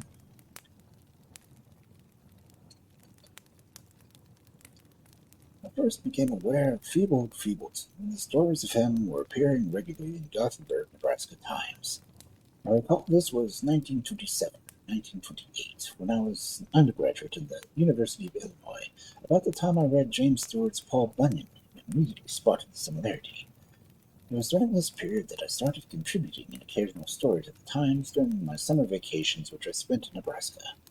The stories were mostly adaptations of those I had heard around with elaborations and embellishments that fit what I conceived to be Feebald's character, an indistinguishable Swedish pioneer who could surmount any difficulty. I must add here that as a boy and young man I worked at a nightclub in a hotel in Gothenburg, where I heard literally thousands of stories told by traveling salesmen and other garrulous wayfarers. I suppose I received clues to many of the stories I used from this ever-flowing stream. At one time, I read that the Canterbury Tales in college had contemplated a modern set based on these hotels' experiences. Don Holmes of the Times told me that the character had been created by Wayne T. Carroll, a local lumber dealer, who wrote a column under the name of Hotel in the now-defunct Gothenburg Independent. This series, to the best of my knowledge, began in 1823. Later, Carroll used Feeble in advertising he wrote for the lumber company. Lumber magazines were first to use Paul Bunyan, and it seems obvious to me that Feeble was patterned after Paul Bunyan. But Feeble could never have been a lumber hero because there are no trees in the Great Plains. So Feeble became a hero wrestling with the adversities of the plains: tornadoes, droughts, extreme hot and cold, Indians, politicians, and disease. Because I have published Feeble the widest of any of his first champions, that is, Carroll, Holmes, and myself, I have been accused of creating him. I did not. Feebold and Pioneer Swede and all his nephews were in existence when I came upon the legend. Feebold, the fabulous uncle, had already gone to his reward by retiring to California like a good Middle Westerner.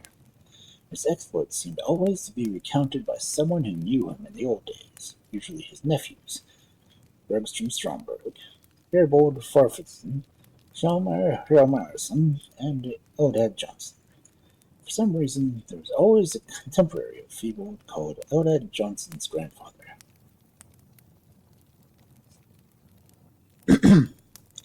Hey Matsu, welcome in.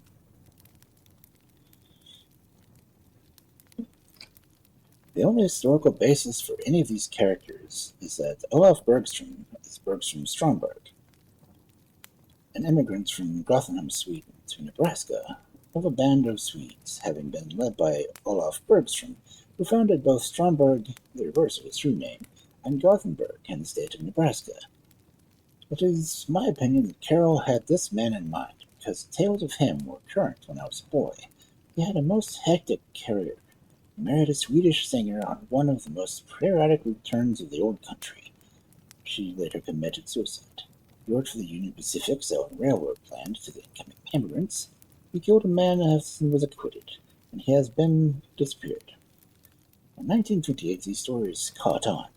Not only did Dom write them, and contributions began coming in from the Times readers. From 1928 to 1933, at least one Feebled story appeared in the Times without a break from week to week, a total of 260 stories. Mr. Brace's account throws light on the making of legendary heroes. The early stages of the process are clearly reflected in the Feebled stories, where the central conception of the heroic character has not yet attained the full growth and tends to fall apart in the disjective member of tall stories.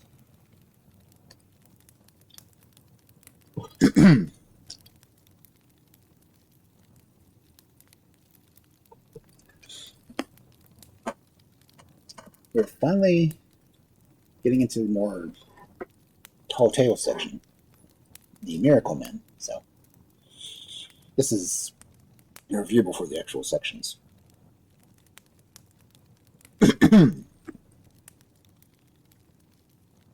2. Strong Men and Star Performers. Although American legendary heroes like Paul Bunyan and the other work-giants are occupational heroes, they are industrial pioneers rather than industrialists. Thus, Paul Bunyan represents the days before the timber beast became the timber mechanic, and old Stormalong, the days of wooden ships and iron men. Under the influence of the machine, the hero undergoes a change. The work boss is supplanted by the ordinary worker, who distinguishes himself not so much for innovations as for doing a good job of whatever he is doing. He's a strong man or a strong performer with a tragic and rather social than comedic significance. Tragedy usually results from his being overcome by superior force, the machine. Thus, John Henry dies in a contest with a steam drill, and Casey Jones in a train wreck with one hand on the whistle cord and the other on the air brake lever, while Joe Magarac offers himself up as a sacrifice to make better steel. Originally a flesh-and-blooded hero of the rock tunnel gangs, with a great steel driver who died with his hammer in hand while competing with the steam drill at the Big Bend Tunnel and the Chesapeake and Ohio Railroad in West Virginia in 1870, John Henry has become a legend and mythical figure with various symbolic significances. The folk sung tradition of tiny epic of a man's last stand against the machine has produced a work song, a hammer song, a ballad, and a social song or blues, in which the central theme of the drilling contests has attached itself double meaning to stanzas and conventional ballad lines and motifs.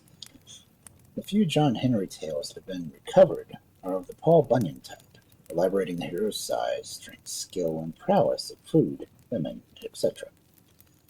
As tradition moved west, other kinds of labor were substituted for tunnel construction until the Warwick Bradford's version of John Henry becomes a champion of cotton picker, roustabout, and railroad man with more than a touch of bad man, boaster, or big mouth. I'm from the Black River County, said John Henry, and I can roust when I can get my hands. But that don't make me no rouster. I'm from Black River County, where the sun don't shine. My home ain't here, and I'm fixin' to get ground. Excuse me for laughing, Captain, he said, but that talk do sound funny. That wench might work with 10 men, but how about John Henry? I burned out all the men you got, and I burned them, and I can bend down that steam winch too. So throw down another stage for me. I can get some action. I roll more cotton on the Big Jim White than you can do with that steam winch. 'Cause I'm John Henry, and I'm 6 foot tall, and my strength can't reach the bottom. Maybe the women fool me bad, and maybe, too, the gamblers. Maybe the happy cut dust crossed me up, and the preacher put me into dozens. But rolling cotton ain't nothing but work, and can't nobody fool me. So stand back, you boys, and give me some room, and watch me roll that cotton. I cleaned that best boat before the sun goes down, for my name ain't John Henry. The supreme symbol of industrial strength is Joe Magarac, who comments thus on his name and nature. Sir Magarac, Joe, that's me. All I do is eat it and work it with some black jackass donkey. Symbolizes not only the power of steel, but the power of the men behind the steel, and the human basis for the basic industry. There is no glory comparable to poured iron and poured steel. The gushing of the fiery metal from the great wheel-like containers seems like the beginning of creation. This black container of molten iron is 20 feet high. The ladle advances on its overhead railway, travels the container of molten iron. It moves forward on its track and then laterally and then down. The black container swings around slowly on an axle, and a man presses the lever. Then follows a sudden magnificence of poured metal. Like giant fireworks, 1,000 sparks fly from it.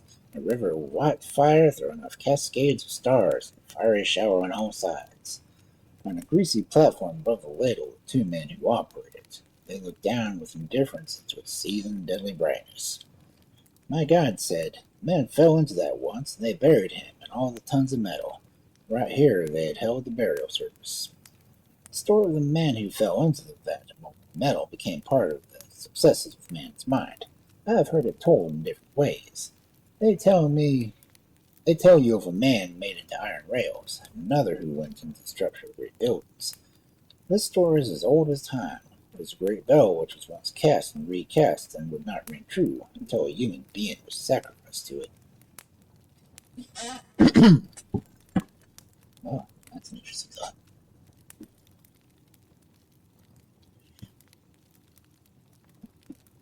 How many humans would it take to make a good carbon steel?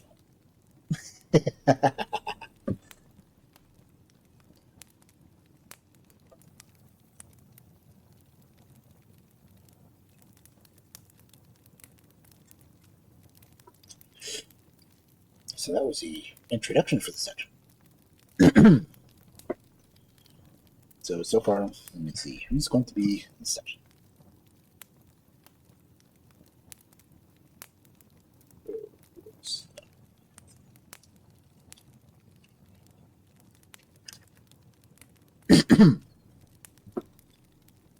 Okay.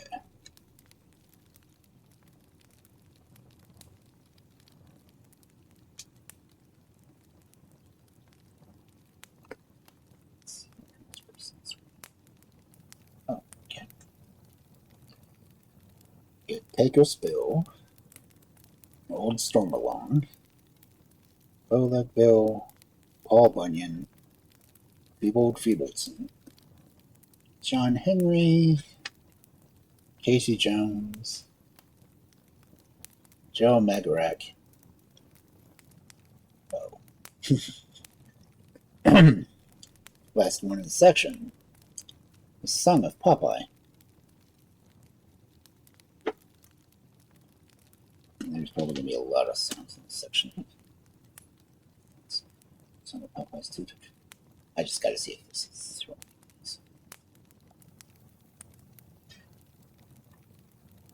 Oh, I got the music for Casey Jones.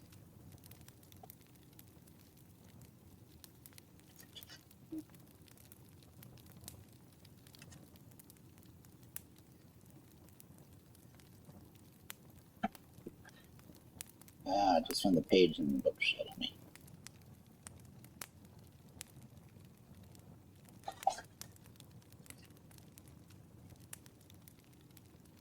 Oh my goodness, it is.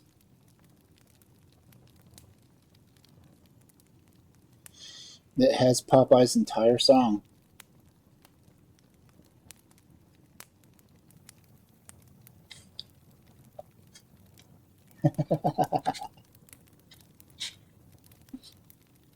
How many courses is it? 1, 2, 3, 4, 5, 6, 7. There's 8 verses.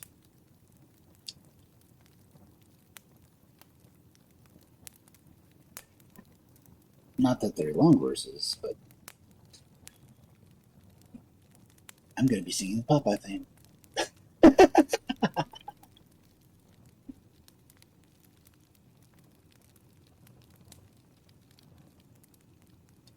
Actually, it says it's from Max Fleischer Features.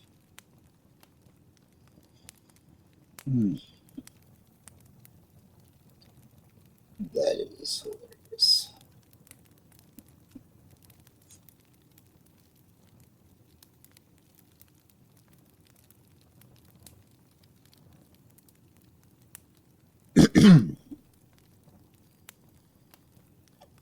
I'm going to end up having a video of me sailing on Popeye the Sailor.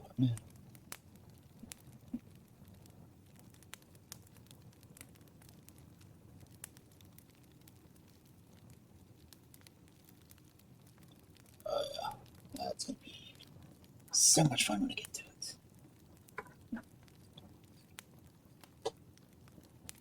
See how much Pecos built to get through tonight. 15-ish minutes.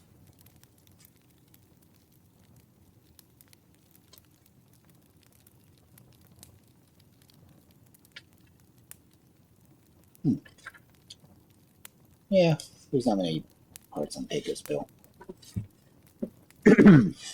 So we're going to do Pecos Bill.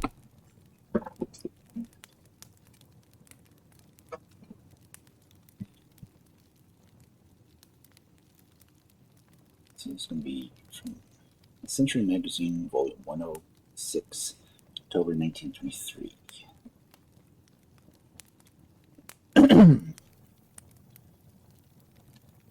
The Saga of Pecos Bill.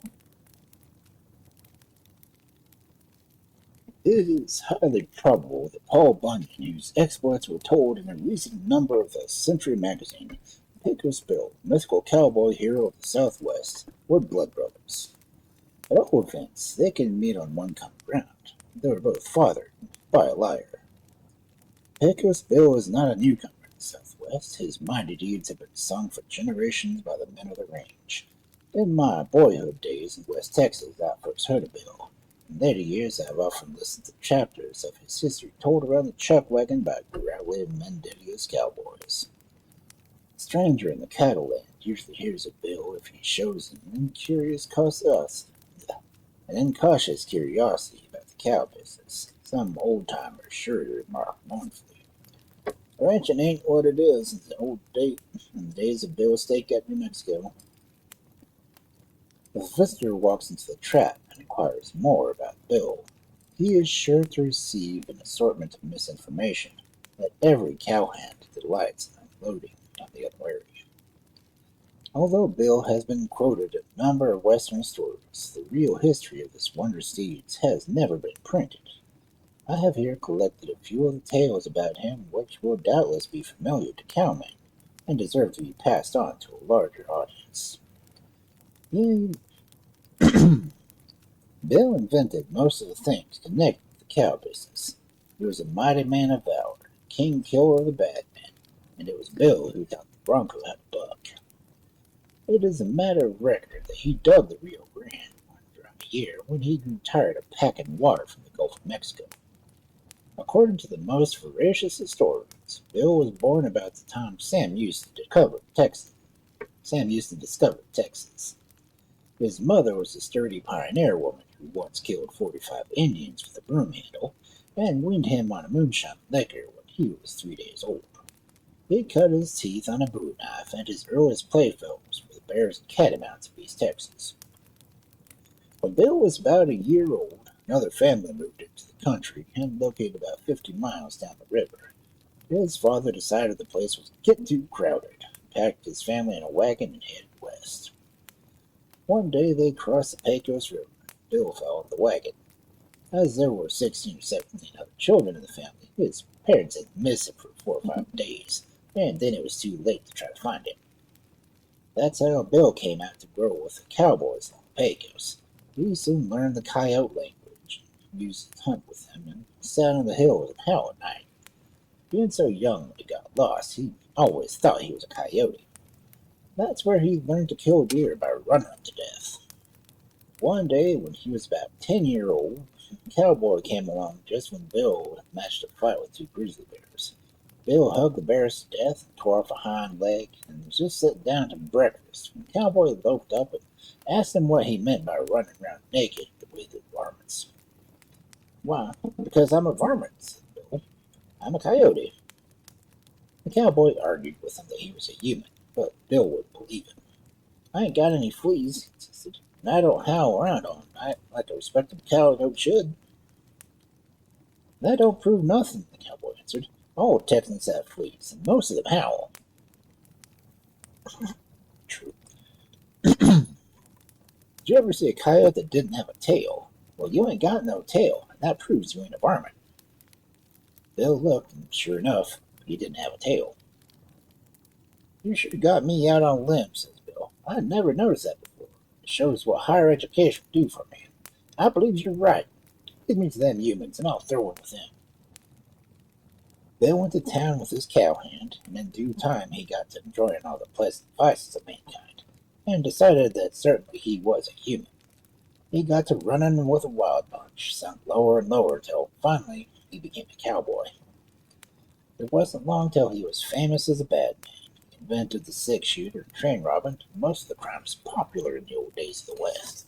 He didn't invent cow stealing. That was discovered by King David in the Bible, but Bill improved on it. There is no way of telling just how many men Bill did kill. Deep down, he had a tender heart. However, he never killed women or children, or tourists out of season. He never scalped his victims. He was too civilized for that. He used to skin them gently and tan their hides. It wasn't long before Bill had killed all the bad men in West Texas and massacred all the Indians and beat up all the buffalo. So he decided to migrate to a new country where hard men still thrived and a man could pass the time away. He saddled up his horse and hit out for the west. One day he met an old trapper and told him what he was looking for. "I want the hardest cow outfit in the world," he says. "Not one of the ordinary cow-stealing Mexican shooting bunches of amateurs, but a real hard herd of hand-picked hellions. Make murder a fine art and take some proper pride in their slaughter." "Stranger, you're headed in the right direction," answered the trapper. "Keep right on down this draw for a couple 100 miles, and you'll find that very outfit. They're so hard they can kick fire out with a flint rock and with their bare toes." Well, Bill single-footed drawing that draw for 100 miles that afternoon, and then he met an accident. A horse stubbed his toe on a mountain and broke his leg, leaving Bill afoot. He slung his saddle over his shoulder and set off hiking down the draw, cussing and swearing. Fantasy was a gift with Bill. Now once he saw a big 10-foot rattlesnake coiled up on the path, and his tail was swinging, loud to fight the match. Bill laid down his saddle, and just to be fair about it, he gave the snake the first 3 bites. Then he waded into the reptile and everlasting failed rising the hound. And by the old rattler yelled for mercy and admitted that when it came to fight, Bill started where he left off. So Bill picked up his saddle and started carrying the snake in his hand and spitting its throat loose like a Gila monster. About 50 miles further on, a big old mountain lion jumped off a cliff and then all sprawled out on Bill's neck. This was no ordinary lion. It weighed more than 3 steers and a yearling, and was the very same lion that stayed at Nuevo Leon was named after in Old Mexico. Kind of chuckling to himself, Bill laid down his saddle and his snake and went into action. In a minute, the fur was flying down the canyon until it darkened the sun. And the way Bill knocked the animosity out of that lion is a shame. In about 3 minutes, that lion howled, "I'll give up, Bill! Can't you take a joke?" Bill led him up and then cinched a saddle on him and went down the canyon, whooping and yelling and riding that lion 100 feet at a jump, courting him down the flank with Rattlesnake. And it weren't long before he saw a chuck wagon with a bunch of cowboys squatting around it. He rode up to that wagon, splitting the air with his war whoops, that old lion screeching, the snake singing with rattles. When he came to the fire, he grabbed an old cougar by the ear and jerked him back to its haunches and stepped him off, and hung his snake around his neck and looked the outfit over. Them cowboys sat there saying nothing. Bill was hungry, and seeing a bowl of beans cooking on the fire, he scooped up a few handfuls and swallowed them, washed them down with a few gallons of that boiling coffee in the pot, and wiped his mouth with a hand of prickly pear cactus. Bill turned to the cowboys and asked, "Where the hell is the boss around here?" A big fellow about 8 feet tall, with 7 pistols and 9 bowie knives in his belt, rose up and, taking off his hat, said, "Stranger, I was, but you be." Bill had many adventures with his outfit, and it was about this time he staked out New Mexico and used Arizona as a calf pasture. It was here that he found the noted horse Widowmaker and raised him in cold nitroglycerin and dynamite, and Bill was the only man that could throw a leg over it. There wasn't anything Bill couldn't ride, although I have heard on one occasion he was thrown. He made a bet that he could ride an Oklahoma cyclone, slick-heeled, without a saddle. He met the cyclone, the worst that was ever known on the Kansas line. Bill geared the tornado down and climbed on his back, and that cyclone did some pitching that was unbelievable, if it was not vouched for many a reliable witness. Down across Texas it went sunshine, flip-flapping and sidewinding, knocking down mountains, blowing the holes out of the ground, and trying the river in knots. The state plains used to be heavily timbered until the big wind swept the trees off and left it a bare prairie. Bill just sat up there, thumbing the cyclone with its withers and flopping its ears with his hat, and rolling a cigarette in one hand, and he rode it through 3 states, but over Arizona it got him. When it saw it couldn't throw him, it rained out from under him, and this proved by the fact that it washed out the Grand Canyon. Bill came down over in California. The spot where he lived is now known as Death Valley, a hole in the ground more than 100 feet below sea level, when the print of his hip pockets can still be seen in the granite. I've heard the story disputed in some of the details. Some historians claim that Bill wasn't thrown, that he rode down slick as lightning without knocking the ashes off a cigarette. It is also claimed that the Grand Canyon was dug by Bill in 1 week when he went prospecting, but both the stories still insist on the first version.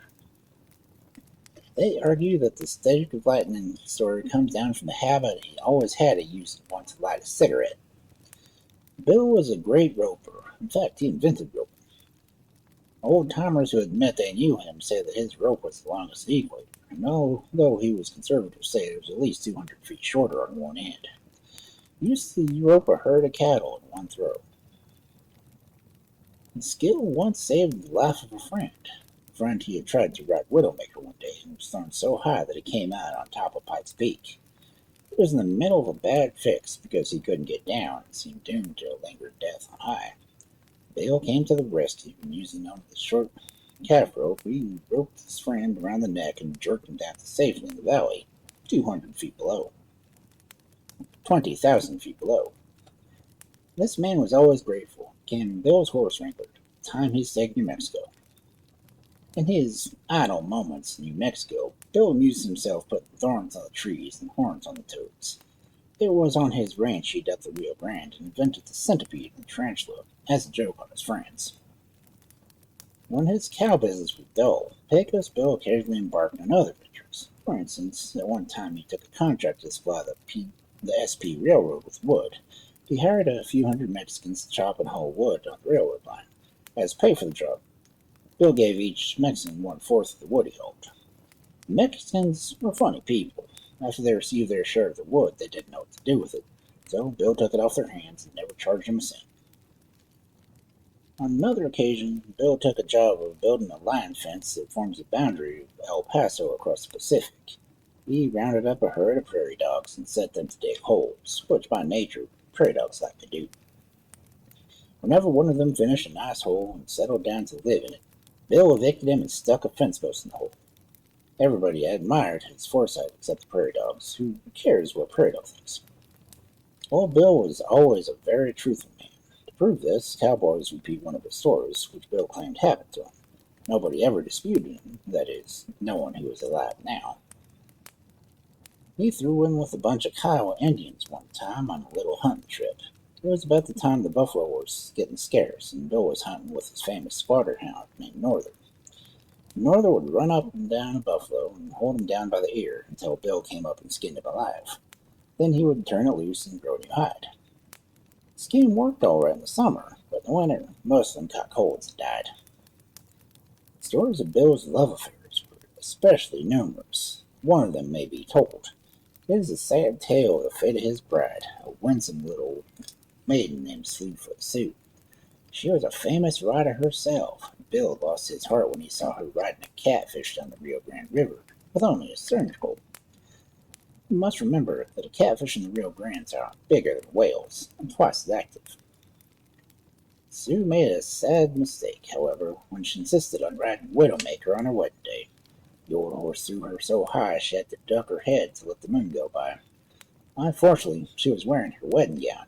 In those days, women wore those big single spring bustles.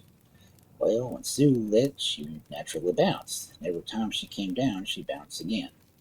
It was an awful sight to see. Bill was imploring her to quit their bouncing and make him not so nervous. But Sue kept right at it, carrying on as a bride naturally would do under the circumstances. She bounced for 3 days and 4 nights. Bill finally had to shoot her to keep her from starving to death. It was mighty tragic. Bill never got over it. Of course, he married lots of other women after that. In fact, it was one of his weaknesses.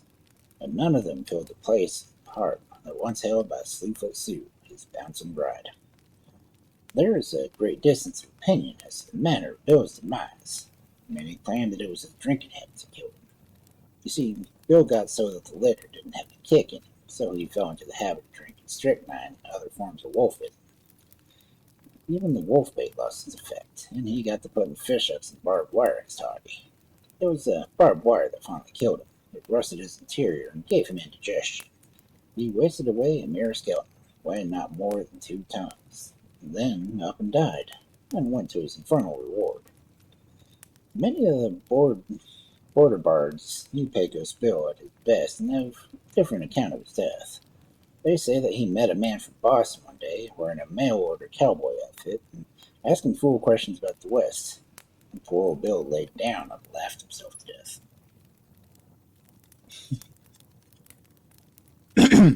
Okay.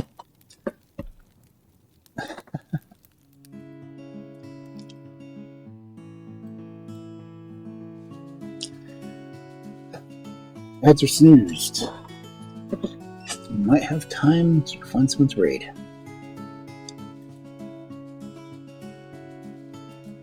That's some interesting Pecos Bill stories, that one.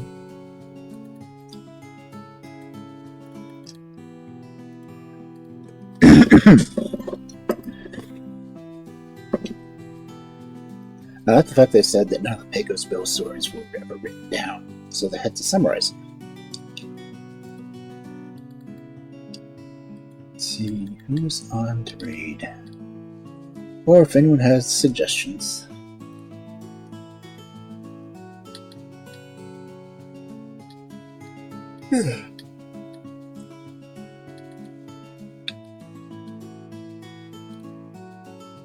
Folklore's on.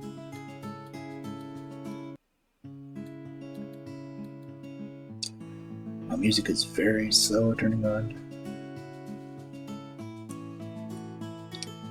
What is obscurest doing? It says they're reading, writing and reading, one or the other.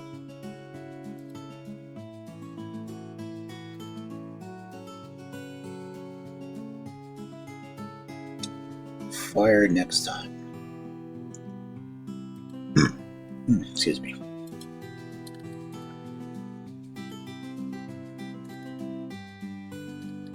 Nope, Mark Griffin's on. See what they're reading.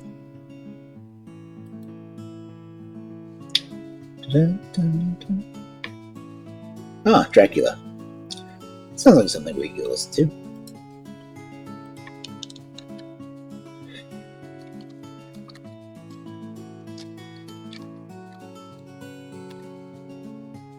So, there are our rate messages. Copy whichever one applies.